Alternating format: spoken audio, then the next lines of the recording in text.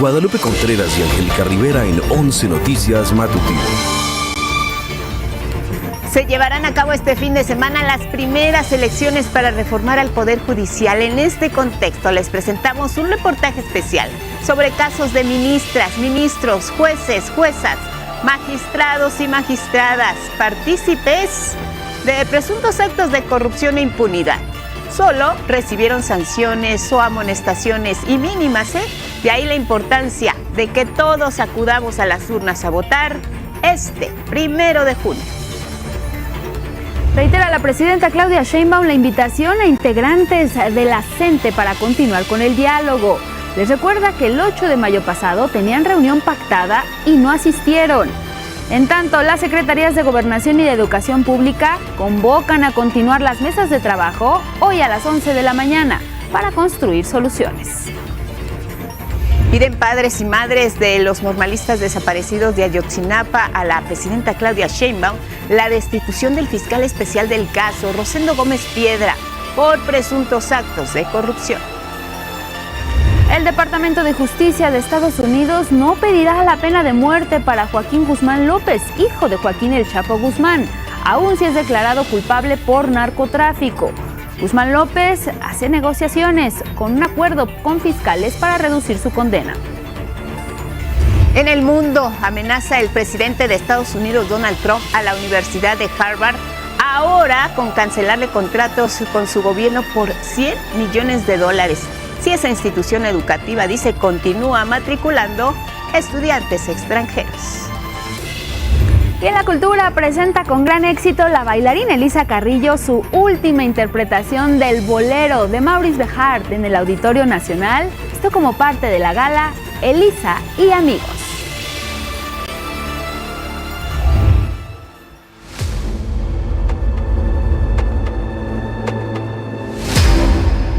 Drácula, la historia de Bram Stoker se convirtió en un clásico de la literatura universal y es tanto que cada 26 de mayo se conmemora el Día del Conde Drácula. Lo que usted observa en estas imágenes es el castillo de Drácula, que está ubicado en Rumania, testigo de algunas de las escenas más terroríficas de este personaje. Esta fortaleza se convirtió en el escenario de una secuencia clave en la historia del Conde Drácula y ya los visitantes pueden ver los objetos, fotografías, todo representativo y por supuesto su tumba, donde encontró su muerte. El personaje representa un héroe para los rumanos y un monstruo para el resto del mundo. Esta novela de Stoker es considerada una obra de la literatura gótica y uno de los pilares del mítico chupasangre de la cultura popular.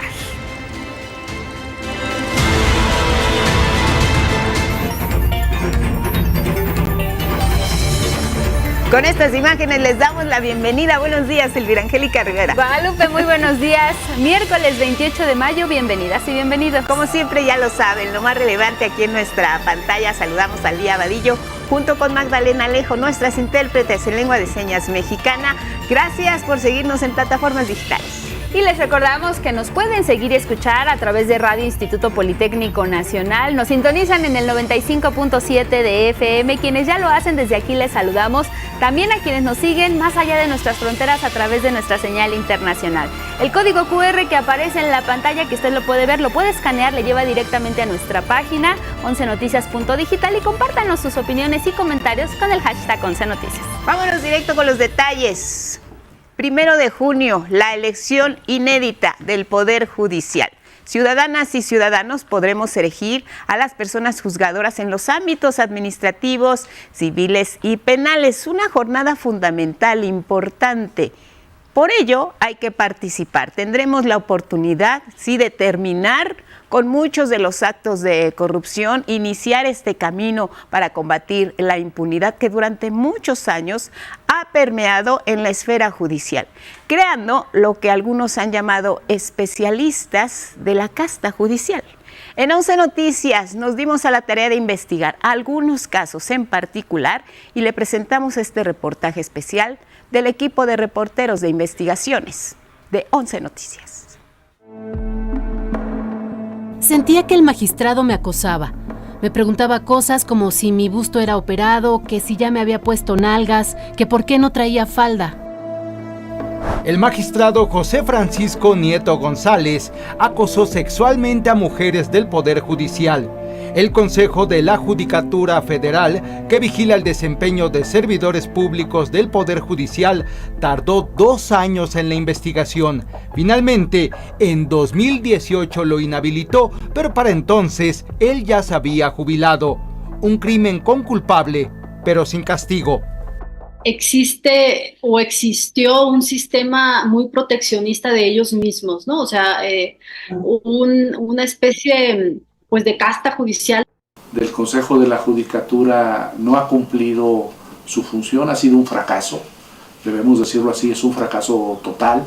Los casos de sanciones administrativas o penales en contra de jueces y magistrados son pocos conocidos por la ciudadanía y de difícil acceso en el portal de la Judicatura. Un ejemplo, el Consejo expone 13 casos donde hubo castigo para los suyos. El equipo de 11 Noticias revisó esos expedientes caso por caso. El veredicto, solo 11 inhabilitaciones temporales y 2 suspensiones. Aquí el cambio de parroquia, en el caso de jueces y magistrados, no se llama, lo cambiamos de parroquia, ¿no? En materia judicial se llama cambio de adscripción, ¿no? Se le manda a otro tribunal. Luis Alonso Echegaray Rivera dobleteaba para ejercer el coyotaje judicial. Pedía licencia en el Ministerio Público de la Federación de Zapopan, Jalisco, donde laboraba para visitar el penal de máxima seguridad de Puente Grande y el Cerezo número 2 de Occidente, donde ofrecía sus servicios. Echegaray Rivera fue inhabilitado 10 años. Una auditoría del Poder Judicial revela que durante la presidencia de la Suprema Corte de Justicia de Luis María Aguilar se permitió que Francisco Javier Pérez Maqueda cometiera daños al erario público. El entonces director de Inmuebles y Mantenimiento de la Judicatura contrató a una empresa para realizar salas de juicios orales. Pagó casi 118,000 pesos por las obras cuando el costo real era de 51,000 pesos. Previamente, en 2017, a Pérez Maqueda le encontraron 4 millones de pesos en efectivo en la cajuela del auto oficial que usaba. Durante muchos años el Poder Judicial fue uno de los menos fiscalizados pues por los medios, por la opinión pública. La investigación Jueces sin castigo, las fallas de un sistema negligente de la periodista Zoraida Gallegos también exhibió a un Poder Judicial incapaz de castigar a jueces y magistrados. El Consejo, en 24 años, solo presentó 23 denuncias penales contra juzgadores por diversos delitos. En ninguna de las 23 denuncias obtuvo una sentencia condenatoria irrevocable. Es decir, se sanciona principalmente al personal judicial de abajo, a un mecanógrafo, a una secretaria, a un actuario, a un secretario. En el caso de las y los ministros de la Corte, es difícil que la justicia los alcance, pues están blindados. Solo pueden ser destituidos por el Congreso mediante juicio político. En este oscuro halo de impunidad, no puede dejar de mencionarse al magistrado Isidro Avelar, acusado de enriquecimiento ilícito, lavado de dinero y presuntos vínculos con el cártel Jalisco Nueva Generación y señalado por Estados Unidos. Y estamos hablando de jueces que favorecieron con fallos a empresarios poderosos de telecomunicaciones o de los casinos. Por primera vez en México, el Poder Judicial será electo por la ciudadanía. El próximo 1 de junio, la ciudadanía acudirá a las urnas y tendrá la última palabra. Con información de Salvador Martínez, Luis A. Méndez y Gilberto Molina, 11 Noticias. Y mire, previo a la jornada electoral de este domingo 1 de junio, va a entrar en vigor un periodo de veda electoral. El objetivo es brindar a la ciudadanía un espacio para reflexionar el sentido de su voto. Esta veda electoral va a comenzar el primer minuto de este jueves 29 de mayo y concluye el 31 de mayo. Candidatas y candidatos tienen hasta este miércoles 28 de mayo para realizar sus cierres de campaña y dar su último mensaje dirigido a electoras y electores.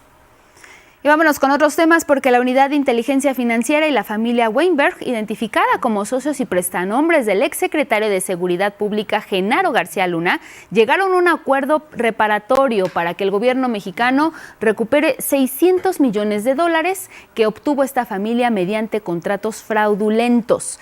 Con esto se daría por concluido el juicio civil iniciado en su contra en 2021 en Miami, Florida.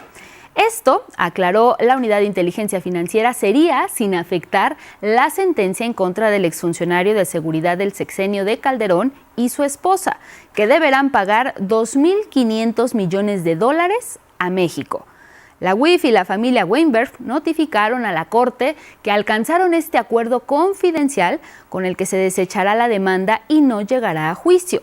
Se hará mediante el beneficio del criterio de oportunidad y colaborará con las autoridades a esclarecer el esquema de corrupción investigado durante la gestión de García Luna como secretario de Seguridad Pública, una vez finiquitado en su totalidad el acuerdo reparatorio del daño. La Unidad de Inteligencia Financiera de Hacienda precisó que México puede retirar su demanda de manera voluntaria, pero de no cumplirse el acuerdo, se mantiene abierta la posibilidad de volver a presentarla.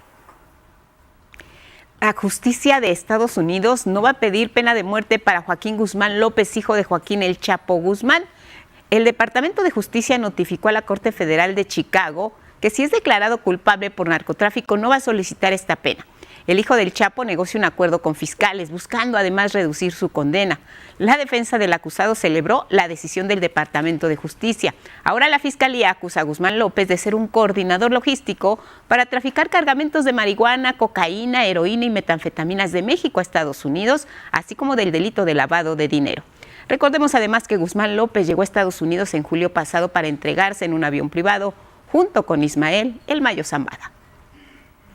Ahora hablemos de la Coordinadora Nacional de Trabajadores de la Educación y las movilizaciones que está realizando, y es que la presidenta Claudia Sheinbaum hizo un nuevo llamado al magisterio de la CENTE, que se encuentra en paro, para retomar el diálogo con el gobierno federal y de esta forma construir soluciones que permitan que las y los docentes regresen a las aulas. Mi compañera Judith Hernández y Arturo Arellano nos informan.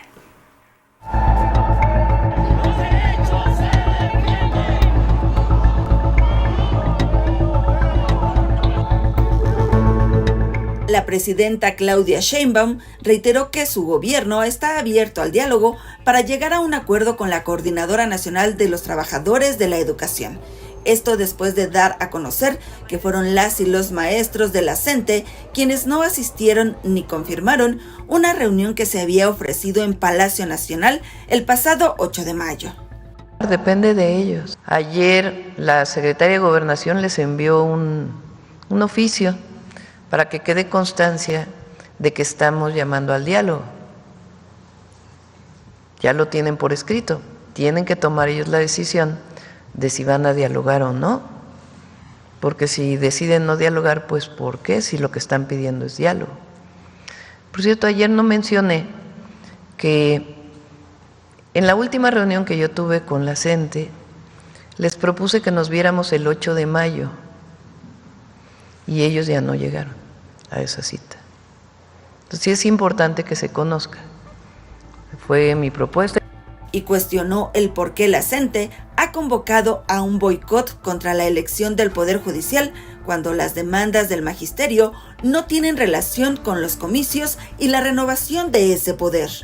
Ellos dicen que no están en contra de la reforma al Poder Judicial, pero ayer fueron al INE. Y como dije ayer, pues ¿qué tiene que ver el INE con la demanda de revocar la ley del 2007?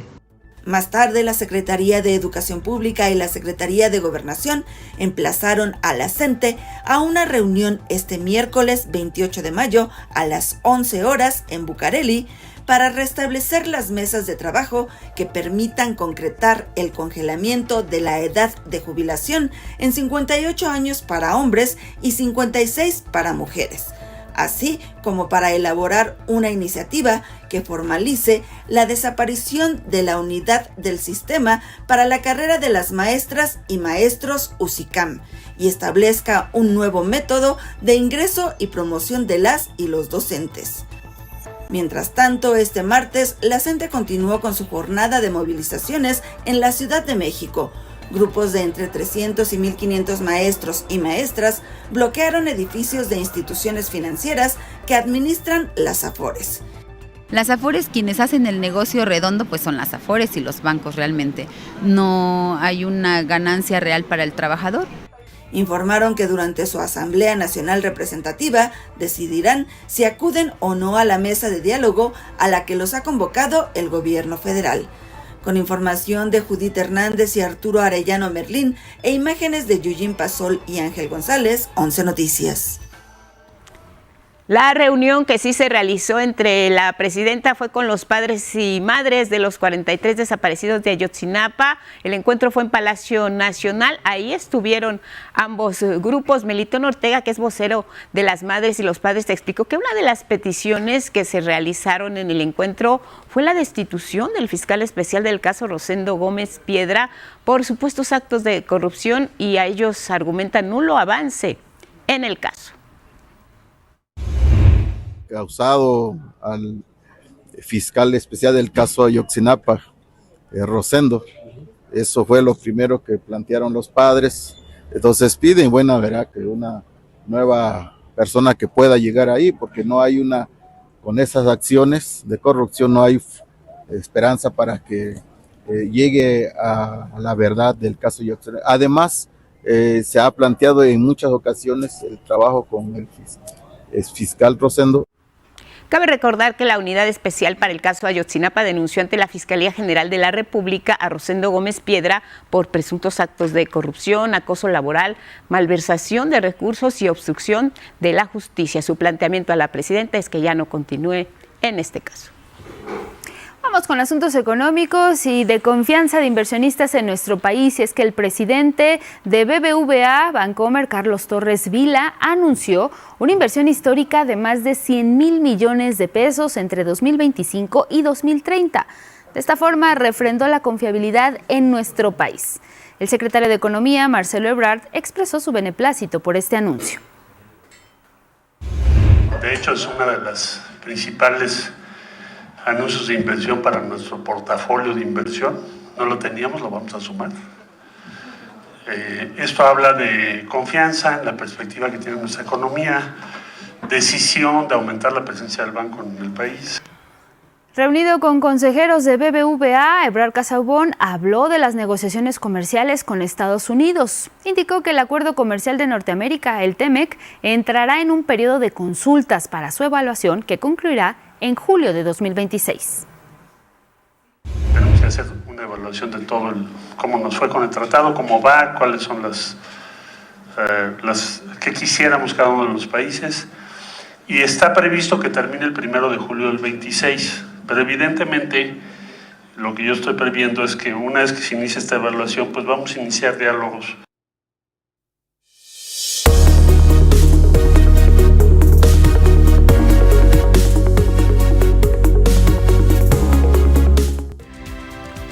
A las 6:25 en la hora del centro, vámonos a revisar nuestro portal y las planas de algunos diarios de circulación nacional. Ya lo sabe que nuestro portal la información la tiene en la palma de su mano, actualizada minuto a minuto, no necesita consultar otras páginas de prensa, aquí lo tiene todo. Realmente en nuestros espacios informativos 5 a lo largo de la semana le damos la información muy puntual. Nuestro noticiario en este caso se transmite en tiempo real, ahí lo tiene en vivo. Y las notas más recientes: México, Estados Unidos acuerdan medidas ya importantes y fundamentales para reabrir las exportaciones de ganado. Estaremos conversando precisamente más adelante con el secretario del ramo al respecto para que nos cuente los detalles. Más de 200 magistrados y jueces declinaron por candidatura en elección judicial del 1 de julio. Ahí se quedan las notas, también se queda la mañanera del pueblo, nuestros 2 micrositios, el de la elección judicial, chéquelo si tiene dudas acerca de cómo votar, y el tema de la relación México, Estados Unidos y Canadá con lo último de los acuerdos de esta mesa permanente de diálogo entre ambos países. Revisamos las planas, los diarios como vienen, que presentan La Jornada. Buen Rostro: no ha cumplido el sistema anticorrupción a 10 años de creado. Urge, dice, darle capacidad y rumbo. Debe dejar de centrarse en lo punitivo. Prevenir, dice, es más efectivo y barato. Gaza, lo que está ocurriendo a nivel internacional, también ocupa la plana de la jornada el hambre como arma de guerra. De la jornada vamos a revisar la portada de otro de los diarios. Excelsior, nota principal: gobierno llama a Coordinadora Nacional de Trabajadores de la Educación a retomar el diálogo, es lo que presentan, y también la fotografía del Papa León XIV en sus actividades ya cotidianas desde que fue electo. De Excelsior revisamos ahora Milenio. Chapo Jr. elude la pena de muerte, pero caro. Y El Mayo, dice este diario, aunó las negociaciones de un acuerdo de culpabilidad en Estados Unidos, dice Milenio. Excluyen esa sanción, pero los fiscales en Nueva York sí la mantienen contra los otros dos capos. La fotografía en modo Psycho, Argentina pone las vacunas a revisión. El presidente Milei con su estilo particular de gobernar. Vámonos a ver de Milenio otra de las portadas. Así Reforma cierra en caos. Campaña judicial concluye proselitismo. Rumbo a la elección del 1 de julio llega entre violencia y elección en Veracruz. Así Las Planas. Tenemos más.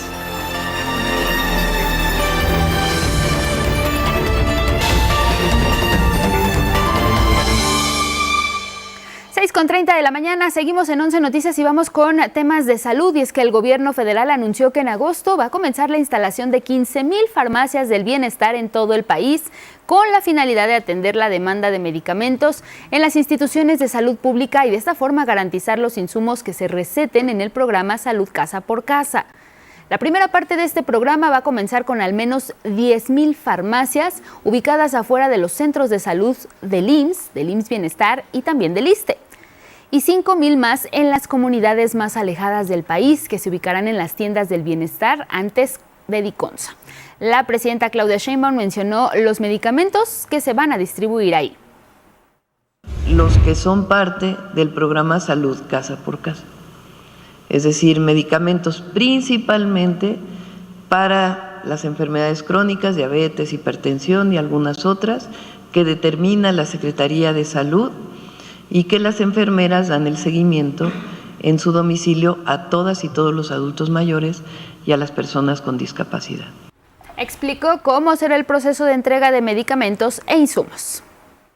Se está haciendo un ejercicio muy importante para que Birmex entregue los medicamentos a Alimentación para el Bienestar.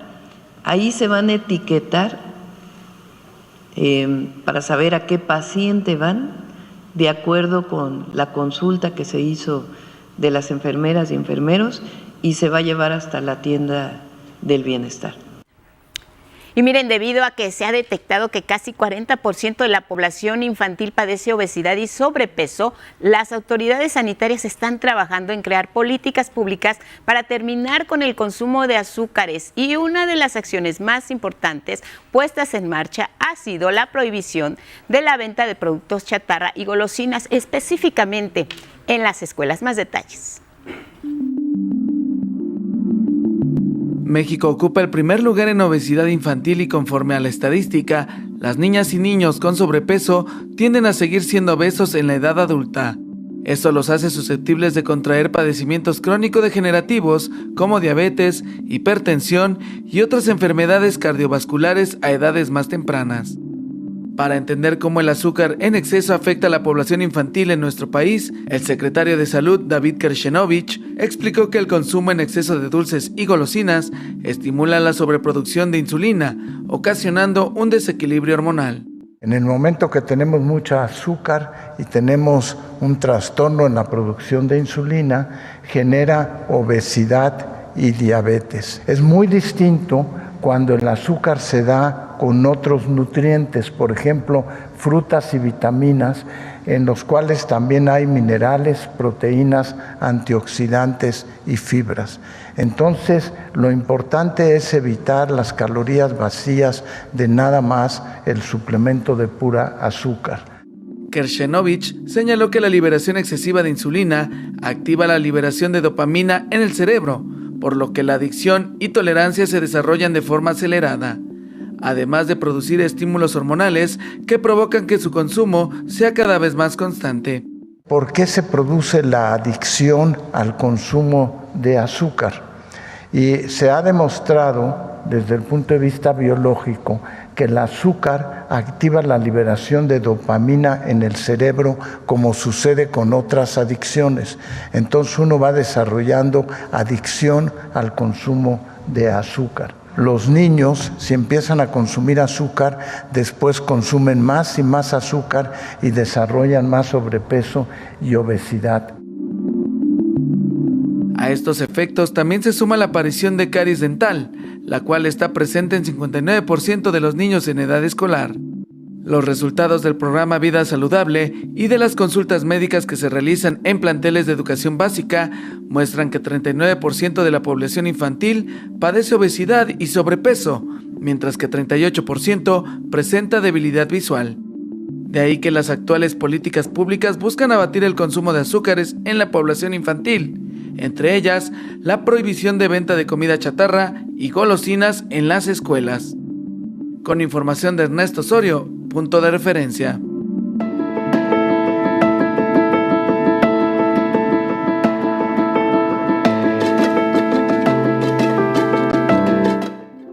Mitad de semana para saber qué nos espera en las condiciones climatológicas en este miércoles. Rafa Guadarrama, buenos días, bienvenido. Adelante con el estado del tiempo. Muy buenos días, muchas gracias. Y bueno, vamos con la información. Justamente hoy que se espera que en unas horas más el Centro Nacional de Huracanes emita el primer aviso de depresión tropical 1E o de la tormenta tropical Alvin en el Pacífico nororiental. Actualmente es una zona de baja presión centrada a 505 kilómetros por hora al sur de Zihuatanejo, Guerrero. Se pronostica que el fenómeno tenga un desplazamiento paralelo a las costas del Pacífico central mexicano y origine lluvias muy fuertes a intensas en el occidente, centro y sur del país, así como que cause oleaje de 3 metros de alto en las costas de Colima, Michoacán y Guerrero. En el norte del país, la presencia de un sistema frontal y canales de baja presión ocasionarán lluvias de fuertes a muy fuertes, descargas eléctricas y caída de granizo en toda esa región, con posible formación de torbellinos o tornados en Chihuahua y Coahuila. Vamos con el pronóstico regional en el norte. Bueno, persistirán lluvias muy fuertes con descargas eléctricas y posible caída de granizo, esto en Coahuila, Nuevo León, Tamaulipas y San Luis Potosí. Los vientos alcanzarán 80 kilómetros por hora con probabilidad de torbellinos o tornados en Chihuahua y Coahuila. En el sureste, para Veracruz, Guerrero, Oaxaca y Chiapas, se pronostican lluvias de muy fuertes a intensas que podrían generar encharcamientos e inundaciones. Así que ya lo sabe, no intente cruzar calles o avenidas con corrientes de agua. Aquí en el centro, de igual forma, esperamos lluvias en Puebla, Querétaro, Hidalgo, Morelos, Estado de México, Tlaxcala y en la Ciudad de México. El ambiente será fresco esta mañana y templado a cálido por la tarde. En el occidente, a partir de hoy hasta el fin de semana, habrá lluvias fuertes e intensas en Jalisco, Colima y Michoacán. Aún así, el ambiente será caluroso con máximas de 30 a 35 grados Celsius. El oleaje llegará a 3 metros en las costas de Colima y Michoacán, así que les repito, sigan los señalamientos de las autoridades. Y bueno, en la península de Baja California, Sonora y Sinaloa se prevé cielo medio nublado, pero con ambiente muy caluroso, ya que las temperaturas máximas podrían superar en Sinaloa pues mucho calor. Pues la península de Yucatán nuevamente tendrá una jornada muy calurosa con temperaturas de 35 a 40 grados, especialmente en Campeche y Yucatán. Y bueno, pues hasta aquí la información del estado del tiempo. Que pase un excelente día.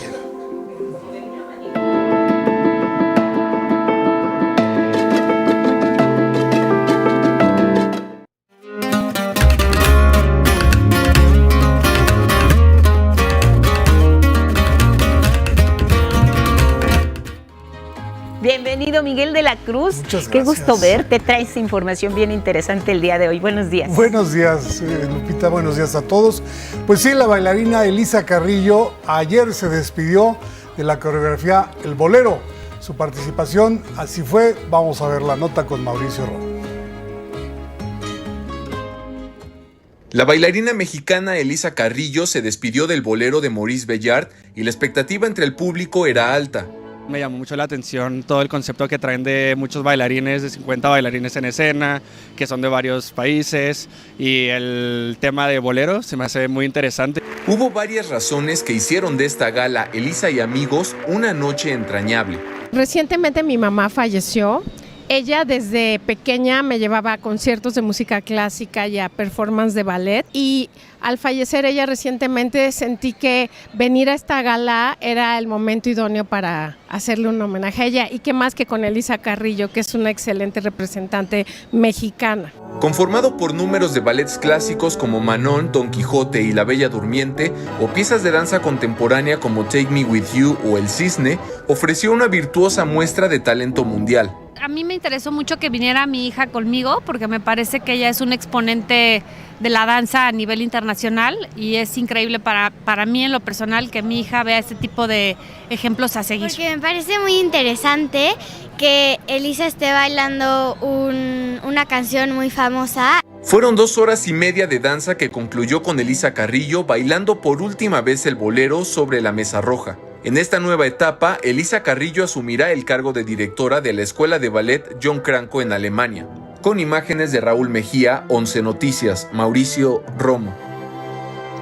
Bueno, y La vida secreta de un godín es una comedia llena de humor que recuerda las situaciones laborales y el reflejo de muchos mexicanos. Saray Campech tiene la historia. El segundo callejón San Juan de Dios y Pensador mexicano cambiaron su panorama habitual entre camiones, campers y plantas de luz de la producción de La vida secreta de un godín, la nueva película del mexicano Celso García, en la que un hombre se anima a salir de la rutina con clases de baile. Gracias a un lugar y a una persona y a unas personas muy especiales, encuentran el gusto por vivir, el gusto por hacer una actividad que los une y que los vuelve a poner en el track de su vida, retomar el camino que estaban perdiendo. Cinta que tiene como protagonista a Adrián Uribe, María León, Mónica Huarte y Hernán del Riego, quien se sigue maravillando por los caminos de la actuación. Uno nunca entiende como actor por qué lo llaman a un proyecto, ¿no? Como que nunca sabes finalmente cuántas de todas las elucubraciones tuvieron y de repente te invitan. Experiencia fílmica que concluirá rodaje el próximo sábado para entrar a postproducción y pronto poder llegar a las salas de cine con una comedia cargada de claroscuros. Con imágenes de Arturo García y Javier Ayón, 11 Noticias, Saray Campech. Vámonos al libro del día, es noticia fresca ya que se presentó anoche El hombre de Guillermo Arriaga, editado por Alfaguara. Este libro en voz de su autor.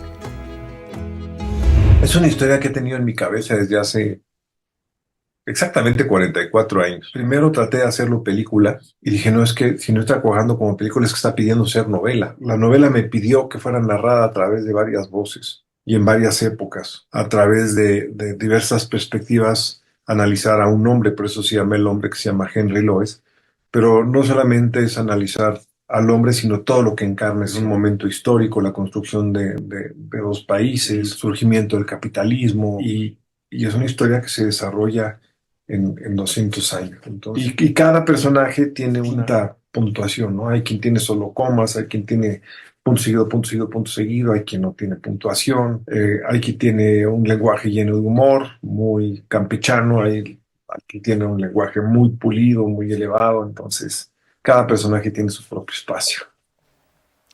Bueno, y luego con el 11 hoy sumamos 180 páginas leídas de autobiografía de la piel de Ana Clavel, editada por Alfaguara. El X de hoy es de Rosa Madrigal y dice: el amor es hambre. Gracias por esta aportación. Seguimos leyendo y se cumplen 176 años de la partida de la poeta británica Anne Bronte. En su honor, el poema del día Noche, que en alguna parte dice: solo los sueños pueden regresar al viejo amor de mi corazón. Quien lo solicite, lo comparto completo por X, @Miguel D, solo la de L.A. Cruz. Hasta aquí, Cultura. Muchas gracias, Miguel. Gracias. Nos vemos el día de mañana. Muy buenos días. Tenemos más. Y bueno, mire, vámonos con otros asuntos porque México y Estados Unidos acordaron la aplicación de medidas para levantar la suspensión de exportaciones de ganado desde nuestro país hacia la Unión Americana luego de la plaga del gusano barrenador. El secretario de Agricultura y Desarrollo Rural, Julio Verdegué, y la Secretaría del Departamento de Agricultura de Estados Unidos, su titular Brooke Rollins, tuvieron una videoconferencia para acordar los pasos que permitan la reapertura de la frontera común al ganado mexicano. Rawlings comunicó a México la aprobación de la asistencia estadounidense para instalar una nueva planta en Chiapas para la producción de moscas estériles, para combatir así al gusano barrenador, con inversión estadounidense de $21 millones. Acordaron revisar también avances y resultados cada 30 días. Estas moscas son sometidas a radiaciones de rayos X o gamma para que no puedan procrear y se les mezcla con las poblaciones silvestres para así evitar su reproducción. Julio Verdegué, el secretario de Agricultura, informó que el número de nuevos casos semanales de enfermedades por la plaga alcanzó su punto máximo a mediados de abril y desde entonces ha disminuido en 51.8%. En tanto, el secretario de Salud, David Kersenovich, aclaró que la enfermedad que provoca el gusano barrenador no se da por la ingesta de carne, sino por contacto físico de ganado infectado. Llamó a la población que trabaja en actividades de ganadería a tener precaución con las heridas particularmente. Y ya hay una estrategia para tratar de prevenir y tiene que ver con el aseo, así como el lavado de las manos cambió muchas de las enfermedades infecciosas en el país. Aquí cuando alguien tiene una herida requiere lavársela en forma adecuada. El tratamiento de estos casos es precisamente un lavado quirúrgico. Cuando ya el gusano se mete y se hospeda en el tejido, hay que ir a tratar de hacer un lavado quirúrgico y poderlo curar.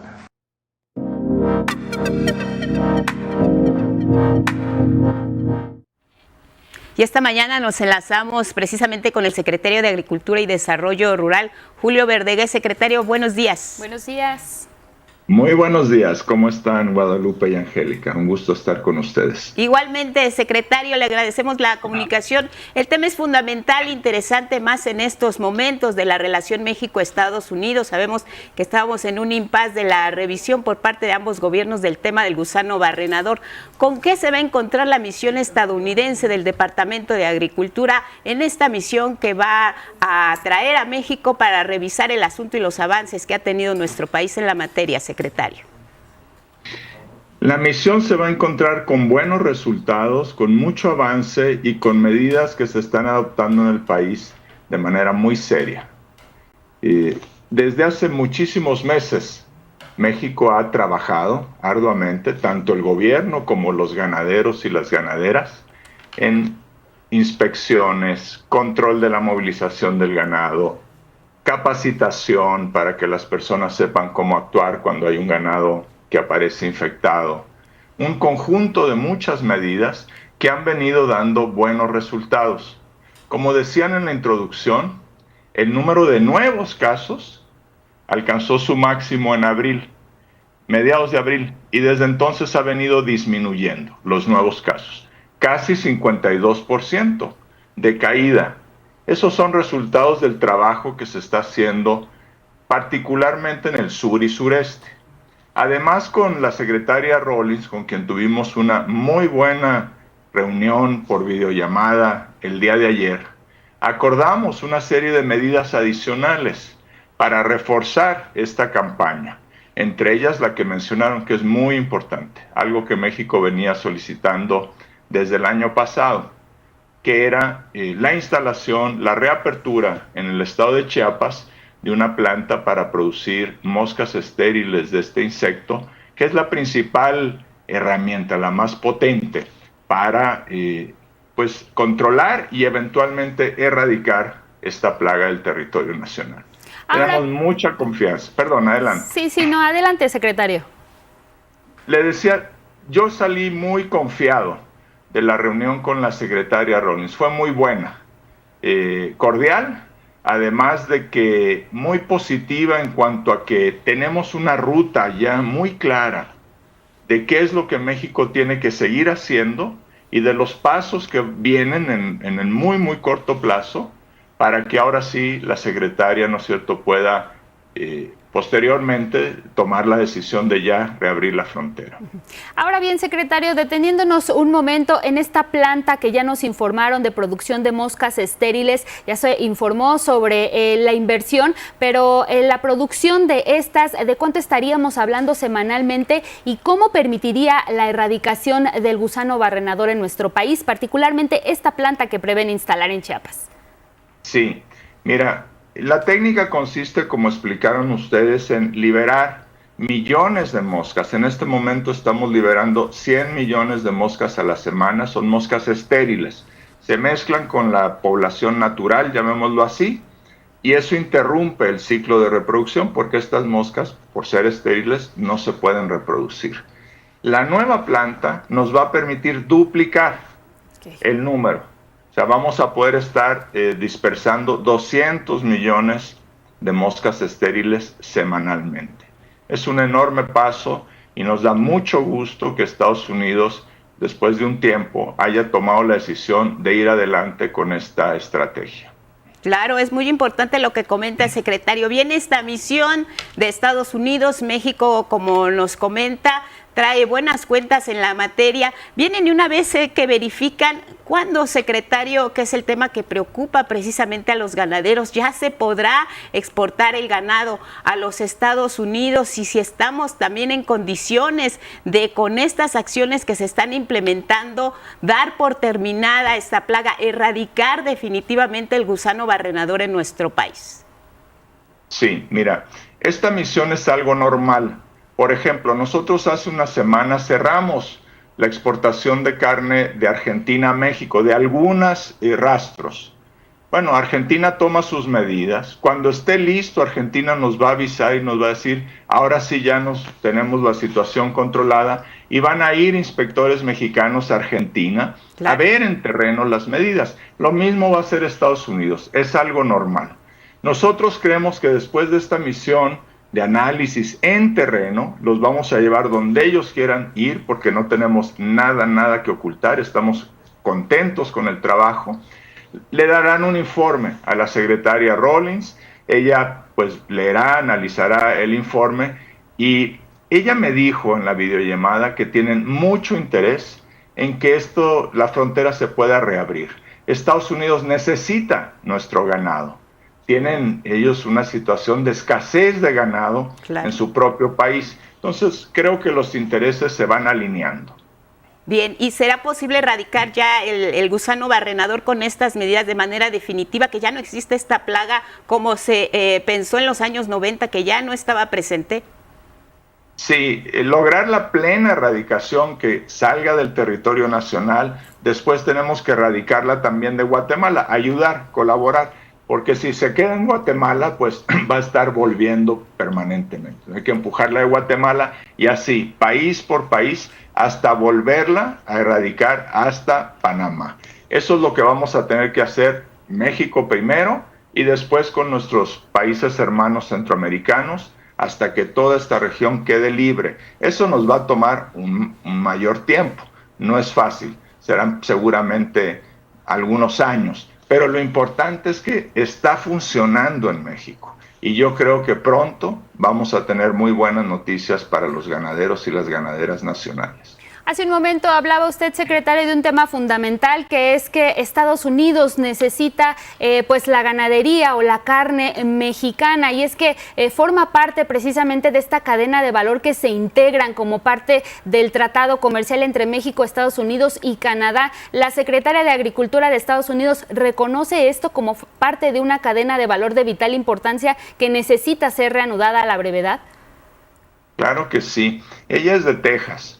Y Texas es el principal importador de ganado mexicano. Ellos con este ganado lo engordan, ¿no es cierto? Y es esencial para su proceso productivo. Y eso genera más carne, que ha ido aumentando fuertemente de precio en los Estados Unidos. Según un periódico londinense muy respetado, el Financial Times, el precio de la carne estadounidense ha aumentado 12.8% en el último año. Ella sabe que la carne de México es muy importante, el ganado, es muy importante. Y su interés es, creo yo, reabrir a la brevedad.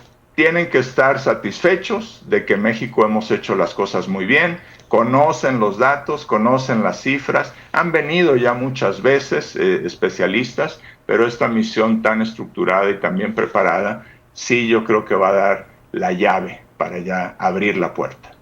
Secretario, el mensaje para los ganaderos mexicanos que han enfrentado pues esta situación, ahora vemos que se perfila a ser una misión exitosa, lo que van a encontrar los estadounidenses, el mensaje a ellos, a los ganaderos, y el mensaje a los consumidores, secretario, porque también pues está el tema de que hay personas que han enfermado por el contacto que han tenido con esta plaga. ¿Cómo lo podemos contextualizar, sobre todo para que la gente no se alarme y no piense que consumir la carne les va a traer algún tipo de problemática en su salud? Claro. Primero el mensaje a las personas que consumen la carne mexicana. La carne mexicana y de cualquier país que esté en México es total y absolutamente segura. No hay ningún riesgo, cero. No existe ninguna posibilidad de que por comer carne vaya a poderse propagar esta enfermedad. La enfermedad, la plaga, ¿no es cierto?, sí, llega a uno por contacto directo con animales infectados. Eso pues no sucede en los consumidores. Entonces pueden consumir su carne con la más completa y absoluta tranquilidad, no hay ni un problema. A los ganaderos, mi mensaje principal es de agradecimiento. Ellos han hecho un esfuerzo, no es solo el gobierno federal trabajando y los gobiernos de los estados que también han colaborado mucho, claro, son también los ganaderos, cuidando su ganado, reportando cuando hay un caso, capacitándose y entre todos ellos vigilando. Así que muchas gracias a los ganaderos y tengan confianza. Creo que ahora sí tenemos una ruta muy clara, muy bien definida, donde nos va a ir muy bien y yo espero que en breve plazo la secretaria Rawlings ya pueda tomar la decisión que todos esperamos. Secretario, finalmente, ¿hay una fecha estimada? O sea, si bien es un plazo, tendrán que evaluar los resultados, supervisarán lo que se está haciendo acá en México, pero digamos, ¿existe un plazo para poder reunirse nuevamente y establecer cuándo se reabre la exportación de ganado hacia Estados Unidos? La secretaria Rawlings, a solicitud mía, me dijo que iba a hacer todos los esfuerzos para que la misión llegue lo antes posible al país. Me habló de tratar de estar aquí en un plazo de 7 días. Vamos a ver, porque ella necesita también ponerse de acuerdo con su Departamento de Estado. No es solo su decisión. Después de esa misión, que dura unos 4 o 5 días, se elabora un informe, ¿no es cierto? Y ahí la secretaria Rawlings lo analiza y decide. Es decir, ahora sí estamos hablando de asunto de días. Esperamos que la misión venga pronto. Ya estamos totalmente preparados. Ya sabemos, porque lo hemos conversado, cuál es la agenda, dónde quieren ir, qué quieren ver. Estamos listos para recibirlos, para que vean todo lo que estamos haciendo y tenemos muchísima tranquilidad. La campaña está funcionando bien, como dije, por estos datos de que están cayendo fuertemente los números. Así que lo recibiremos con mucho gusto para que se vayan muy tranquilos y den buenas noticias a la secretaria Rawlings para que ya pueda ella tomar la decisión que nos va a beneficiar a los ganaderos mexicanos y también a los consumidores e importadores de carne y de ganado de México. Una última duda, secretario, el tema de la instalación de la planta en Chiapas, ¿servirá también para proveer de estas moscas estériles a países de Centroamérica donde también la problemática es severa, o irnos hasta Panamá? ¿Se ha considerado esta posibilidad y cuándo ya estaría en funciones también? Claro que sí, la planta de entrada va a concentrar todo su esfuerzo en México, porque la metodología, llamémoslo así, para enfrentar esto es ir empujando desde el norte hacia el sur. Entonces vamos a ir primero México y después seguimos Guatemala, Belice, es un país hermano que nos importa mucho apoyar, y seguiremos Honduras, Salvador, etcétera, hasta Panamá. Claro que sí, la planta va a apoyar a nuestros hermanos centroamericanos una vez que hayamos terminado de hacer el trabajo en México. La planta es una planta compleja, no es una planta sencilla, porque son procesos que tienen que tener cámaras especiales, se trabaja con radiación, es como una especie de un gran laboratorio dentro de un edificio, por supuesto. Y eso, pues sí, no es cosa de días, sino de algunos meses de trabajo. Pero lo importante es que ya empezamos. Claro. Ya hay una decisión después de muchos meses de espera. Bien, secretario Julio Verdeguer, secretario de Agricultura y Desarrollo Rural, le agradecemos mucho esta comunicación importante, conocer de primera mano los acuerdos a los que se llegaron con Estados Unidos, cuándo podría estarse reactivando, dudas que usted pues ya ha podido pues explicarnos en este espacio. Sigamos en contacto, por favor, para pues futuras ocasiones, para conocer de primera mano pues lo que está ocurriendo particularmente con las exportaciones de ganado a Estados Unidos. Gracias y buenos días. Buenos días. Muchas gracias a ustedes, Angélica y Guadalupe, a la orden siempre. Gracias al secretario de Agricultura por este tema fundamental. Gracias. Lo importante de lo que él dice es que México y Estados Unidos logran un acuerdo y pronto la frontera estará abierta a nuestro ganado. Nos vamos a la pausa. Nos vamos a una pausa. Volvemos.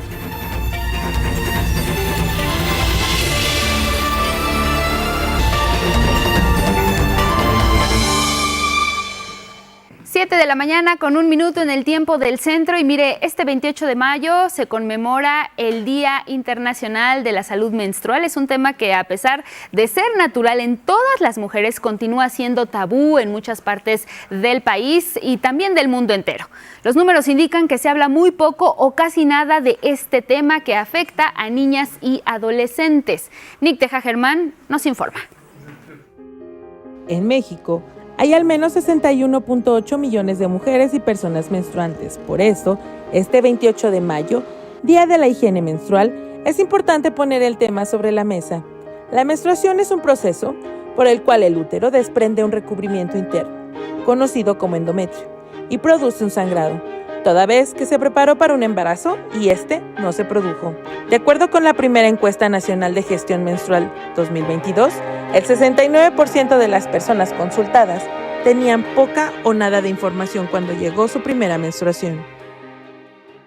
Mira, yo creo que es muy importante abordarlo antes, ¿no? O sea, que no sea esta cosa que no te esperas y de pronto empiezas a sangrar y el sangrado a veces es impresionante. A partir de los 10, 11 años, las niñas empiezan a menstruar a los 12, 13 años.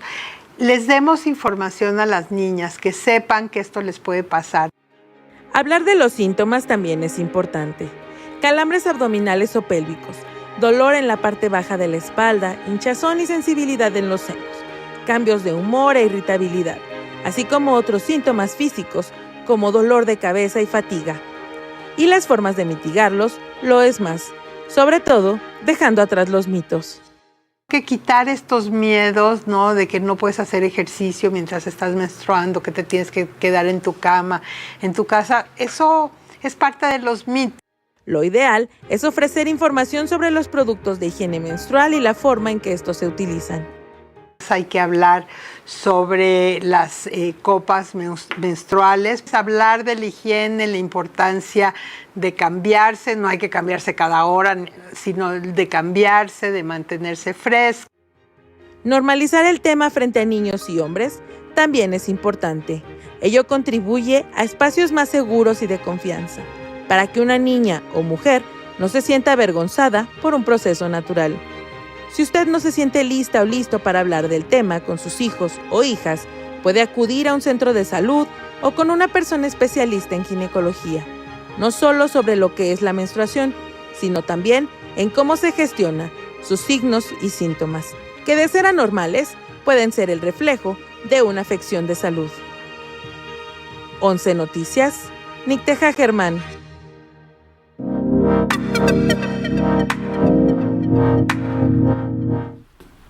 Y precisamente en este contexto, por la importancia del día, hablemos del tema de la menstruación. Anaí Rodríguez del colectivo Menstruación Digna México está con nosotros. Anaí, bienvenida, buenos días. Hola, muchas gracias por la invitación. Buen día de la salud menstrual. Así es. Muchas gracias, Anaí. Compártenos, ¿qué es la menstruación digna? Bueno, para nosotras desde la colectiva tenemos unos años, desde 2019 luchando por colocar el concepto de menstruación digna, es decir, que no solo se ve desde el tema higiénico, porque es importante decir que además de la higiene, que pues los productos sí se tienen que cambiar cada tanto, utilizar el producto adecuado, pues también hay otras características que tienen que ver como el contexto social, que no haya discriminación, que no haya vergüenza, que no haya miedo, pero también el tema de la infraestructura, por ejemplo, baños. Es importante que haya baños con puerta, porque a veces ni siquiera tienen seguro, no hay agua, no hay papel, entonces también hablamos de eso. Y por último, de la educación menstrual, que no es para menos, pero no sé si sabían que 7 de cada 10 niñas no tienen información cuando llega su primera menstruación en México. Eso es una cifra muy, muy alta, entonces también proponemos que se tenga una educación menstrual de calidad. Y en ese mismo sentido que hablas de educación menstrual, también está o entra el acceso a los productos que permitan vivir una menstruación digna, estos ciclos que como mujeres tenemos de manera mensual, pero que no todas las personas tienen acceso a estos productos. Y si a lo mejor ahí mismo nos puedes referir sobre esto que ya se trabajó previamente, de poder quitar el impuesto que tenían estos productos, pero que de cualquier forma seguimos viendo costos altos que no todas las personas pueden cubrir, y estás hablando también del derecho a la salud de las mujeres. Claro, es muy importante. La colectiva Menstruación Digna México desde 2019 impulsó la eliminación del impuesto en toallas, tampones y copas. Sabemos que hay cosas por hacer, que faltan los calzones menstruales, los discos menstruales, los pantiprotectores. Esperamos que pronto pueda haber una legislación al respecto, pero por el momento, desde el 2022, ya no hay impuesto en toallas, tampones y copas. Sin embargo, tienes un punto. Aunque el precio bajó porque fue un 16% el que se quitó, pues hay personas que aún no pueden acceder a eso, y por eso estamos impulsando la gratuidad. En más de 20 estados del país ya existe una legislación en torno a la gratuidad de toallas, tampones y copas en las escuelas. Sin embargo, no todas tienen presupuesto, y ahí está un gran obstáculo, porque sí se modificó la ley, está el derecho ahí, pero no está implementado.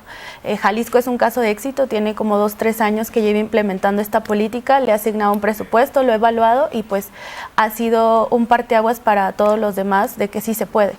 Claro, hay muchas culturas, y aún en nuestros tiempos, tú nos dabas números de cuántas personas pues siguen considerando esto como un tabú, y en muchas culturas es incluso vergonzoso que las mujeres tengan su periodo menstrual. ¿Qué se está haciendo? ¿Cómo podemos cambiar esta cultura, esta forma de pensar que coloca en desventaja a muchas mujeres, incluso en comunidades donde la información a veces no llega de manera oportuna? ¿Qué hacer al respecto? Sí, mira, a mí un dato que me voló la cabeza es que el 80% de las mujeres en México siente una desventaja con los hombres por menstruar. O sea, ¿cómo es posible que sintamos una desventaja por algo que nosotras no decidimos, ¿no? Que nos va a acompañar 40 años de nuestra vida mes con mes. Y se necesitan justo espacios seguros. Para muestra, hace 2 semanas hicimos Ciclo M, que es un festival dedicado enteramente a hablar de menstruación. Más de 1000 minutos estuvimos hablando sobre menstruación, menarquía y menopausia.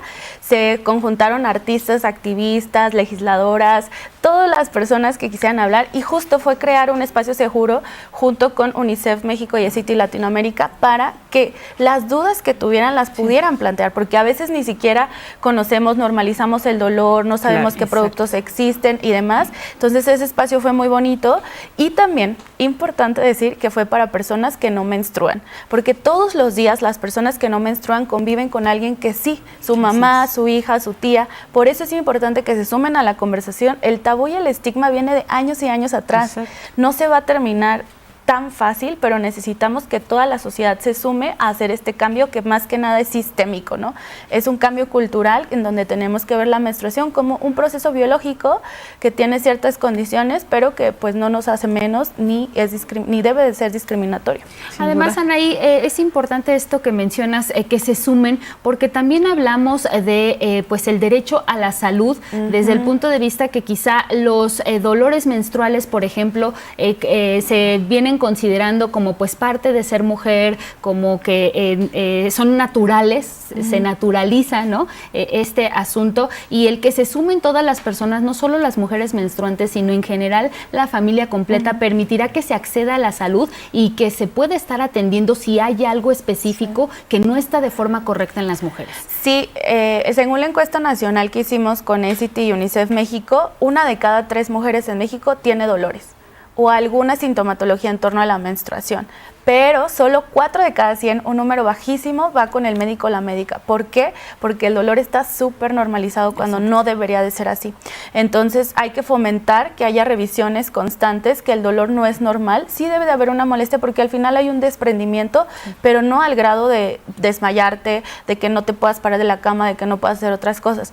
Entonces también es como invitar al sector salud que no minimice estos síntomas, porque a veces vas con un doctor o doctora y te dicen, no, pues tómate una pastilla, ya sabes, o ponte la almohadita y sigue adelante cuando pues puede haber alguna problemática, ¿no? Como el síndrome de ovario poliquístico, endometriosis y demás, que además a veces tardan años en diagnosticarse, no 1, no 2, hasta 5 años tardan en tener un diagnóstico. Entonces sí es importante como sensibilizar de este tema, que el dolor bajo ninguna circunstancia es normal, y ya se está viendo legislación como los permisos menstruales en el trabajo y en las escuelas, que también es importante decirlo. En algunos estados las personas trabajadoras del gobierno ya tienen estos permisos, pero ojalá podamos empujar una reforma para la Ley Federal del Trabajo y que todas las personas tengan acceso a los permisos menstruales. Muy claro. Y ahora que hablas de este tema de inclusión, ¿cómo podemos hacer visible las realidades de las mujeres, de las niñas, también incluso de las personas trans y no binarias que menstruan? ¿Cómo hacemos precisamente que el tema se vea normal en todos los aspectos? Miren, este tema, qué bueno que lo mencionas, porque algo que nosotras tratamos de poner sobre la mesa es hablar de personas menstruantes, porque cuando hablas de higiene femenina o que la menstruación se asocia al ser mujer, pues deja fuera otras identidades, ¿no? Como las personas trans, las personas no binarias, pero también se le carga de que a una niña cuando empieza a menstruar ya eres una mujer, ya puedes tener bebés, sigue siendo una niña y tenemos que respetar esos procesos. Y cuando una persona deja de menstruar, que está en la menopausia, ¿qué pasa a hacer? O sea, ¿deja de ser mujer o qué onda, no? Entonces, por eso hablamos pues de que es un proceso, hablamos de gestión menstrual, de salud menstrual, de personas menstruantes, para que todas las personas pues se sientan identificadas. Para darles muestra, en 2021 se aprobó la ley para que en las escuelas de Michoacán hubiera productos gratuitos. Fue la primera ley en la historia de México que cuando se hablaba de perspectiva de género en salud y educación contempló a otras personas menstruantes. Entonces, eso fue en 2021, hace nada, y desde ahí nosotras siempre empujamos de hablar de mujeres y otras personas menstruantes, porque no hay que dejar a nadie afuera y hay que respetar por las identidades que se tienen. Y lo que tiene que ver, Anaí, con digamos la ecología, la parte ecológica, porque al ser un tema tabú, pues no hablamos de toallas, no hablamos de tampones, no hablamos de copas, no hablamos de todos estos productos que forman parte pues de esta gestión menstrual, y entonces eso ocasiona también que pues ya esté un problema ambiental sobre los desechos que se utilizan para las personas menstruantes, ¿no? Sí, bueno, nosotras ahí hablamos de el mi cuerpo, mi decisión, también tiene que ver aquí. Nosotras no conocemos los contextos de las personas. Yo no sé si a ti te es más cómodo por tu día a día usar un tampón o una copa, o a ti una toalla. Entonces, como que siempre ponemos sobre la mesa la información. Estos son todos los productos que existen. Está el sangrado libre, que para las personas que no lo conocen es no utilizar nada, y tú aprendes, así como aprendimos a ir al baño, a detectar, me anda al baño, aprendes cuando ya va a salir tu sangre. Entonces logras controlarla, ¿no? Y ponemos todos los productos, todos los procesos, pero que cada persona decida. En el tema ambiental sí queremos ser súper claras, que a veces la copa no la pueden comprar muchas personas, porque sí es una inversión y lo que quieras, pero es una inversión que no muchas personas tienen, y a veces ni siquiera hay puntos de venta. Ahorita ya en el súper yo he visto algunas copas, pero antes no se vendía. O el disco menstrual, ¿dónde lo compras? Aunque lo quieras usar. Urbanos, ¿no? Ajá, entonces ahí lo que incentivamos es que haya mayor investigación en los productos menstruales para que se creen opciones económicas que tengan pues también una comodidad para nosotras, y pues que también sean medioambientalmente amigables, ¿no? Pero que hay opciones, no decirnos como, ay, ahora te toca a ti también salvar el medio ambiente, porque hay personas que contaminan más, que utilizan aviones privados, por ejemplo, y nosotras, la menstruación es un proceso que tenemos 40 años de nuestra vida, o sea, tenemos que vivir lo más cómodas posible con ello, y eso es parte de pues elegir el producto. Bien, pues normalicemos el tema, sigamos hablando de él. Gracias por estar aquí, te seguimos también en redes a ti y a todas las personas que se están enfocando en el tema. Anaí Rodríguez, de Menstruación Digna México, y con nosotros en el estudio. Gracias. Muchas gracias. Gracias y buenos días. Vámonos con otros temas que también son de salud, y es que cada vez hay más médicas y médicos especialistas en el Instituto Mexicano del Seguro Social. Ya se alcanzó una cifra histórica y este no es el único avance. Karen Ballesteros nos informa. México alcanzó récord histórico en formación y contratación de médicas y médicos especialistas en el Instituto Mexicano del Seguro Social. Actualmente, el IMSS ya cuenta con más de 48,000 médicas y médicos, 30% más de lo que tenía en 2017. Esto va a permitir pues mejorar muchísimo el servicio de especialidad del Instituto Mexicano del Seguro Social, tanto consultas como alguna otra atención que se requiera. El aumento de la plantilla responde a la transformación en la política educativa impulsada desde el gobierno de López Obrador, que echó abajo el modelo que limitaba el acceso a estudiar una especialidad. Que en todo el periodo neoliberal restringían muchísimo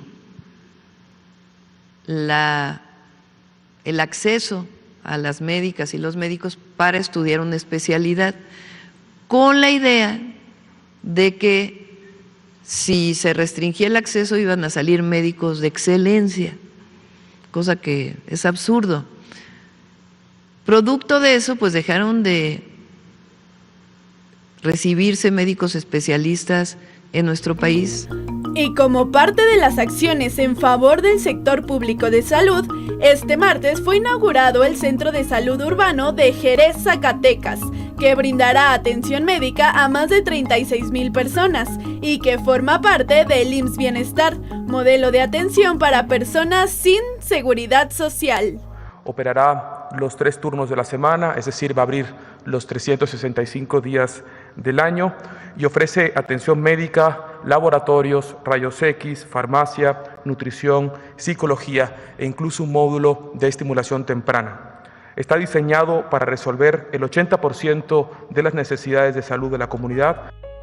El ISSSTE anunció la construcción de un nuevo hospital regional de alta especialidad en Oaxaca, en el municipio de San Lorenzo, Cacautepec, que beneficiará a más de 200,000 habitantes de la entidad y a más de 1.5 millones de personas de Puebla, Veracruz y Chiapas. Además, el IMSS Bienestar lanzó una nueva herramienta para ayudar a la población a identificar el hospital o centro de salud más cercano. Se puede consultar a través de la página imsbienestar.gov.mx o al número telefónico 800-298-1150 o escribir al WhatsApp 5553 200179. 11 Noticias, Karen Ballesteros.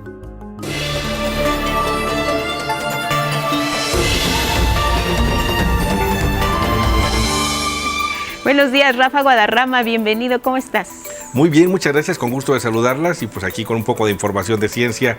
¿Y qué les parece si comenzamos? Venga, claro. Muy bien, bueno, pues ante la evidencia de que nuestro país se calienta más que el resto del planeta, se presentó la Estrategia Nacional de Cambio Climático. Ahora la meta para el 2030 es reducir 140 millones de toneladas de carbono sin importar lo que decidan los países potencia. Y es Itzel Gómez quien presenta la información.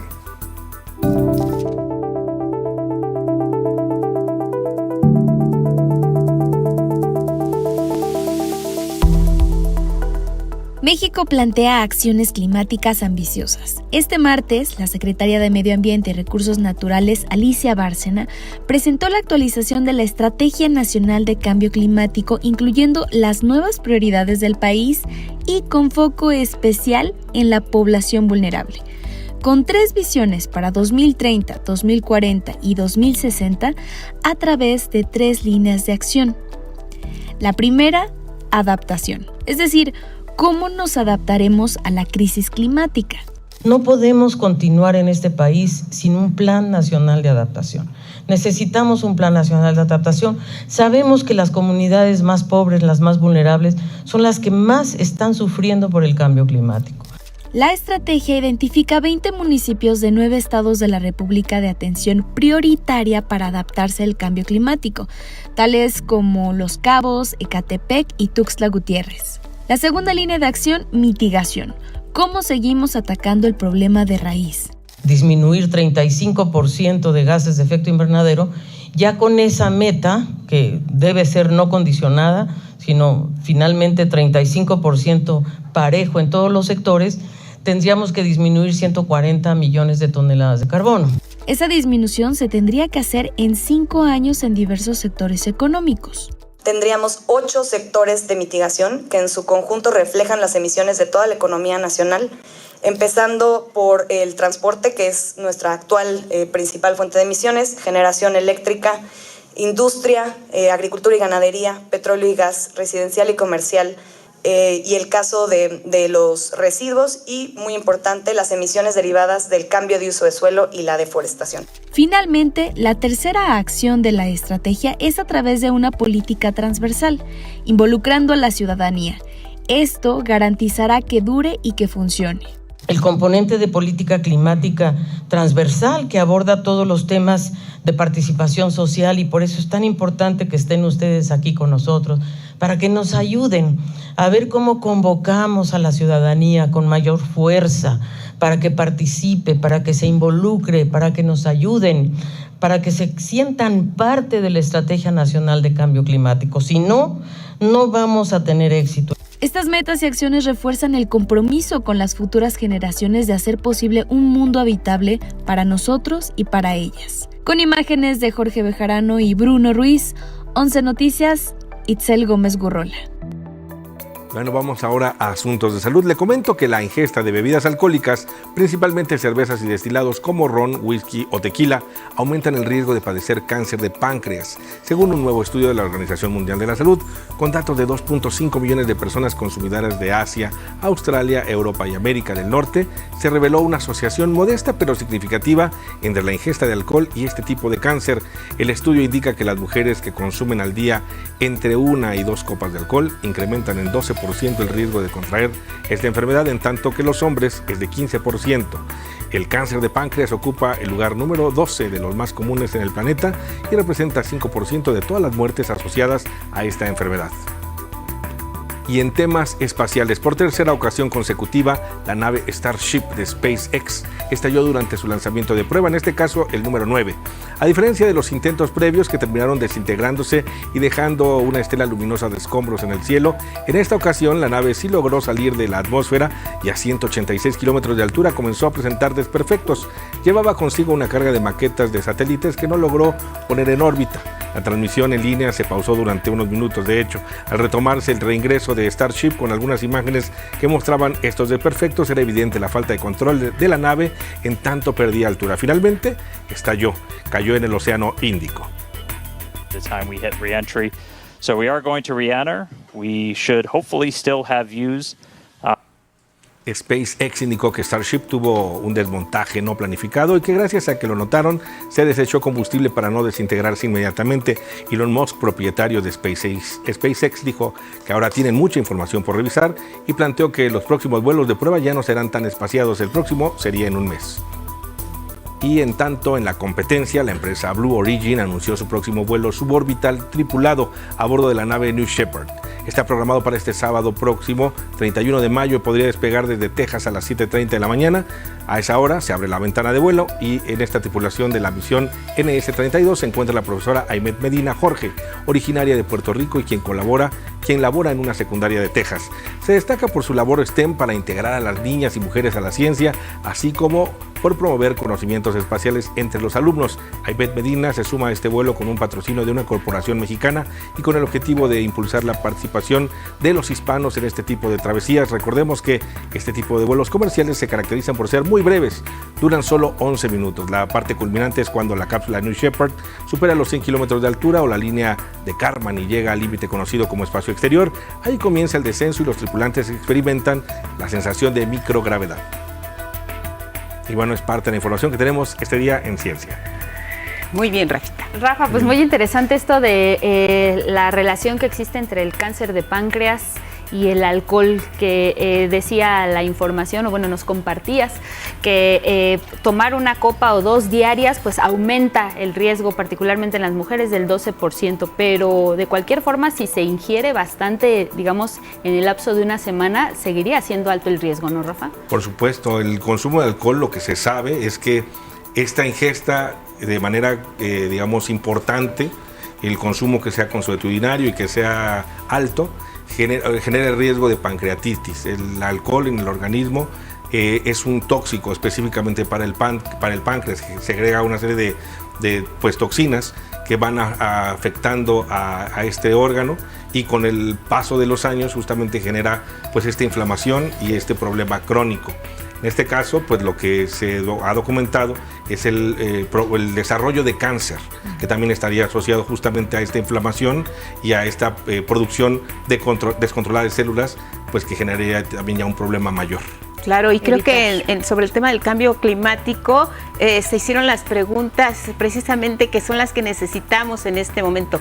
¿Cómo adaptarnos ya al cambio climático? Creo que México tiene enfocadas todas sus baterías y me parece muy interesante este asunto de detectar que las zonas más pobres son las más vulnerables a los efectos del cambio climático, y ahí es donde se va a poner especial atención con metas, incluso estamos hablando de 2030 para los próximos años, Rafa. Es importante esto que comentas, porque es cierto, se detecta que son zonas pobres, pero también llama mucho la atención que son zonas marginadas urbanas. Por ejemplo, me llamó mucho la atención el caso de Ecatepec, está como uno de los municipios de mayor alto riesgo, y es que tiene diferentes vulnerabilidades.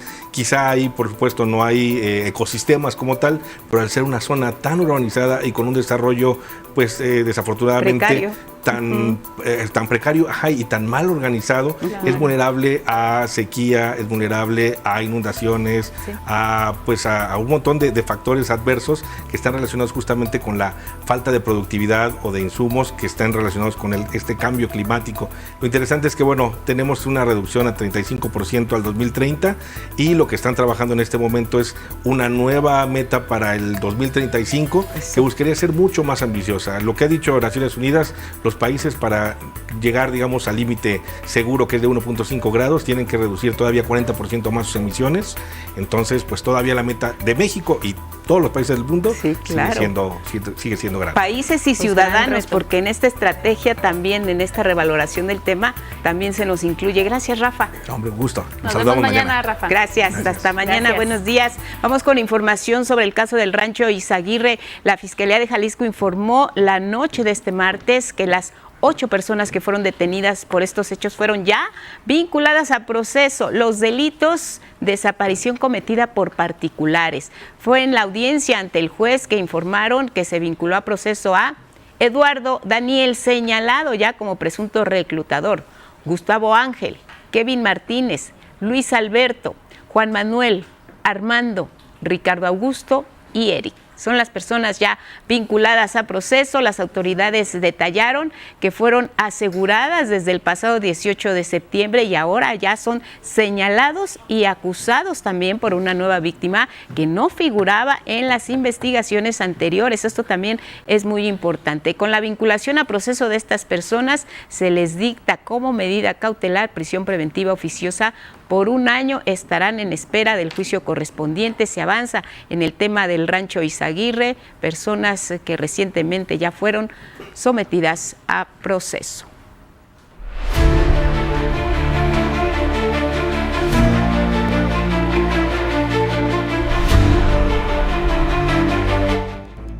Vamos con información del mundo. Iniciamos en Estados Unidos, y es que ahí el presidente Donald Trump continúa su ofensiva contra la Universidad de Harvard. Ahora amenazó con cortarle contratos con su gobierno por $100 millones si esta institución se sigue negando a cerrar la puerta a estudiantes extranjeros. Mi compañero Federico Campbell Peña nos cuenta. Directivos y estudiantes de Harvard expresaron su rechazo a las restricciones que el gobierno de Estados Unidos está aplicando contra esa universidad. La nueva amenaza del presidente de Estados Unidos, Donald Trump, es suspender todos los contratos con esa universidad por un valor de $100 millones. It is a warning. Es una amenaza, es un mensaje de que si no obedecemos a lo que él está pidiendo, habrá consecuencias. Esa amenaza se suma a la prohibición de su gobierno para que Harvard, conocida por su perfil liberal, reciba a estudiantes extranjeros. Alumnos y profesores realizaron una asamblea de emergencia. Nosotros, como estudiantes internacionales de Harvard en Estados Unidos, no somos enemigos de Estados Unidos. No lo odiamos, estamos aquí porque admiramos a este país y de hecho admiramos la academia, las libertades y las libertades que este país tiene. A Donald Trump no le importa Harvard. Quiere derribar Harvard porque las universidades defienden la libertad de ideas y la libertad de expresión que obstaculizan a los autoritarios.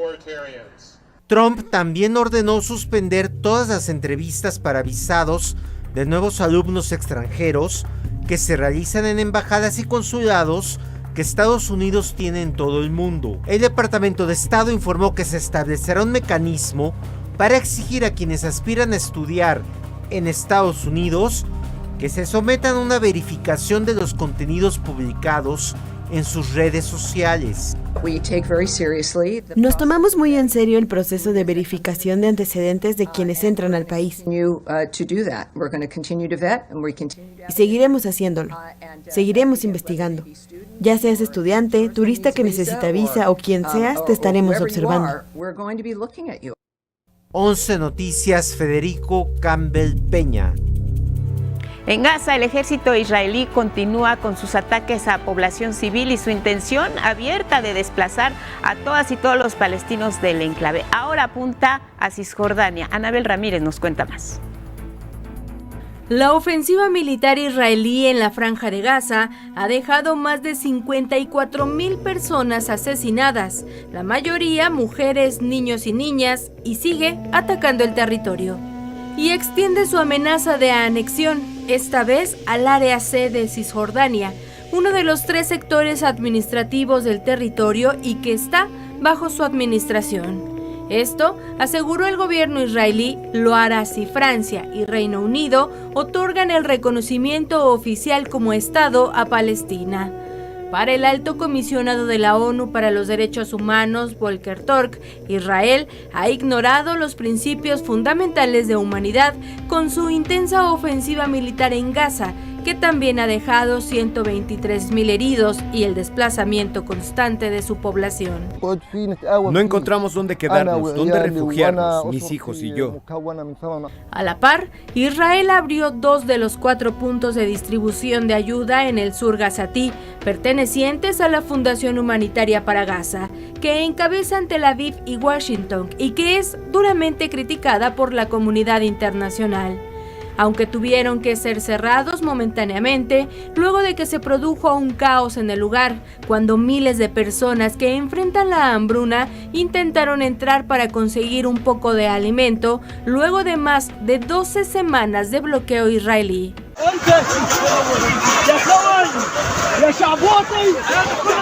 El ejército israelí aceptó que disparó como advertencia en los alrededores de esos puntos, tratando de controlar la situación. La ONU calificó las imágenes como desgarradoras e insistió en la necesidad de ampliar las operaciones humanitarias. Seguimos insistiendo en que es esencial una ampliación significativa de las operaciones humanitarias para evitar la hambruna y satisfacer las necesidades de todos los civiles donde quiera que se encuentren. 11 Noticias, Anabel Ramírez. Y precisamente las condiciones inhumanas que enfrentan los habitantes de Gaza y las violaciones a sus derechos humanos han aumentado la presión internacional sobre Israel. Irlanda es el primer país europeo en aprobar una ley que prohíbe las importaciones desde los asentamientos en los territorios palestinos ocupados por Israel. España propuso un embargo de armas a Tel Aviv. Oriente Medio lo último que necesita en estos momentos son armamento. Los llamados a poner fin a la guerra y permitir el ingreso de ayuda humanitaria se hacen desde el ámbito político hasta el religioso. Y por eso estamos trabajando intensamente para coordinar con otros líderes cómo responder a esto, porque es intolerable, es inaceptable y seguiremos trabajando de esa manera. La ayuda debe llegar de inmediato a los civiles necesitados y el bloqueo de Gaza debe levantarse ya que la ayuda humanitaria nunca debe politizarse. Es que Israel garantice que la ayuda humanitaria, muchos de los cuales están al borde de la inanición. La situación en la Franja de Gaza es cada vez más preocupante y dolorosa. Reitero mi sincero llamamiento para que se permita la entrada de ayuda humanitaria. En México, la presidenta Claudia Sheinbaum condenó los ataques allá en Gaza y reiteró la postura de paz que siempre ha sostenido nuestro país. Si en el caso de mexicanos se evalúa ya romper relaciones con el Estado de Israel, toda vez que pues podría ser una forma de manifestar que estamos en contra de este genocidio cruel, inhumano. Nosotros estamos de acuerdo. Bueno, primero condenamos esta situación. Segundo, nosotros lo que buscamos es la paz. Y esa es la política exterior de nuestro país. Entonces, lo que buscamos es construir la paz. Y miren, el primer ministro de Canadá, Mark Carney, invitó a la presidenta de México, Claudia Sheinbaum, a la cumbre del G7 que se va a realizar en su país. Esto será a mediados de junio, según el diario The Globe and Mail. Otros medios canadienses también refieren que la invitación a la presidenta Sheinbaum busca fortalecer el diálogo entre México y las principales economías del mundo. Afirman que probablemente habría conversaciones paralelas con el presidente de Estados Unidos, Donald Trump, sobre aranceles y el TEMEC. Este encuentro de líderes del Grupo de los 7 se va a realizar del 15 al 17 de junio en Kananaskis, provincia de Alberta, y dará seguimiento a la reunión de ministros de Finanzas realizada la semana pasada también en Canadá. Bueno, vamos a Argentina, y es que se sumó a Estados Unidos ese país y anunció que se retira como miembro de la Organización Mundial de la Salud, de la OMS. Ambas naciones llamaron al resto de los países a unirse a una nueva iniciativa sanitaria global. Lo acordaron así el secretario de Salud estadounidense Robert F. Kennedy Jr. y su homólogo argentino Mario Lugones. Esto en una declaración conjunta durante una visita de Kennedy allá a la nación sudamericana. Afirmaron que no pueden apoyar un sistema que no protege a la gente ni cumple su mandato. Vamos a revisar ahora los temas que destacan algunos diarios en el mundo. Vamos a arrancar en Latinoamérica, en Ecuador, con Expreso. Y es que en su primera nota señala que el Ejecutivo no ha enviado la terna de candidatos y candidatas para la renovación del Consejo de la Judicatura, siendo el único que falta. Vámonos con más información hasta Palacio Nacional, a la conferencia matutina. Pues ya nos vamos, regresamos únicamente para agradecerles su atención y compañía. Así es, gracias a quienes nos siguieron a través de Radio IPN, a través de nuestras redes sociales. Que tengan un excelente miércoles. Nos vemos y nos escuchamos mañana. Buenos días. Buenos días.